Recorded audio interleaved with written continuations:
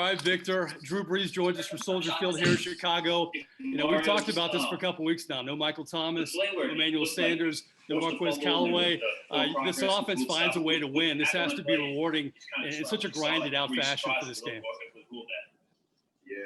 Yeah, listen, we knew the type of game this was going to be. We knew it was going to be tough, physical, both sides of the ball.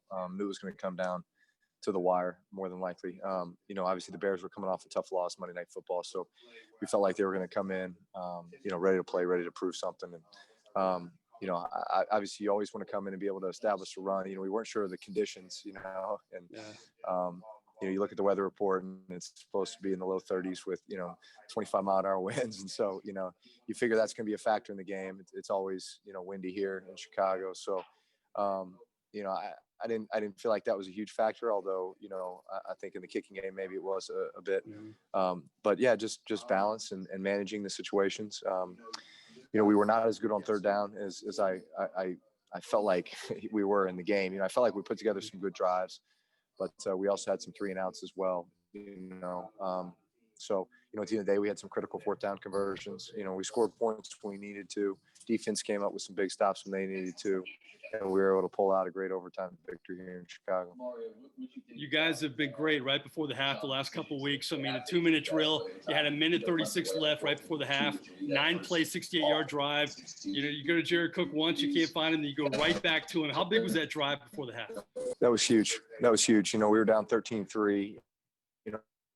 Obviously that cut it to 13-10 with a lot of momentum coming out in the second half and then in the third quarter. And so allowed us to, you see it time and time again with Foles that, they can get hot quick, and, they got hot at the end, tied it up. And I think we felt confident in overtime though that, we could put together,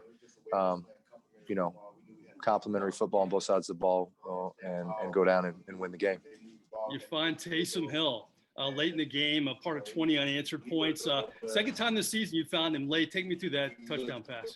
We'd kind of just been, Alvin.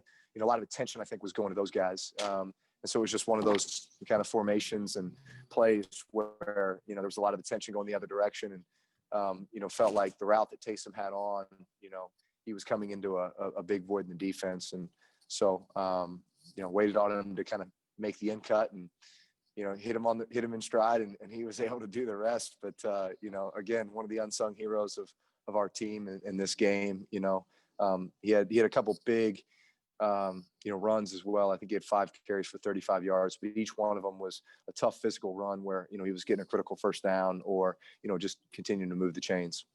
It was a grinded out win. You go to overtime. You mentioned the kicking game. I mean, Will Lutz hasn't missed a field goal since October of last season, and he got to atone for it with the game winner. I know this team has a lot of faith in him. What was the mindset though when you got the ball back in overtime and you knew what kind of kicker he is, and I'm sure that changes things knowing you have a great kicker.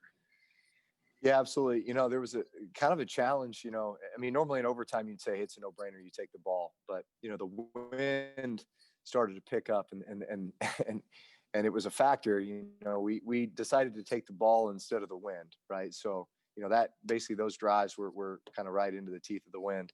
And so we knew that, from a field goal perspective, we were going to have to get down in there, but man, we got one of the greatest kickers in the league, and obviously, with that big conversion with Alvin, getting down in there tight, we felt like, Will would bang it through. Final question. You've won your 4th straight huge game against the Tampa Bay Buccaneers next Sunday night primetime. You passed Tom Brady for the all-time lead in touchdown passes. You guys will probably be going back and forth all year. It's not you against Brady, but you against the Bucs. How big is this game next week? Well, listen, they're all big, but obviously divisional games, especially going on the road and playing a Bucs team that, is obviously fighting for the same thing we are. They've got a great record. They've been playing really, really well. And I know they play, I believe, Monday night, right, against the Giants. So, listen, we got our work cut out for us.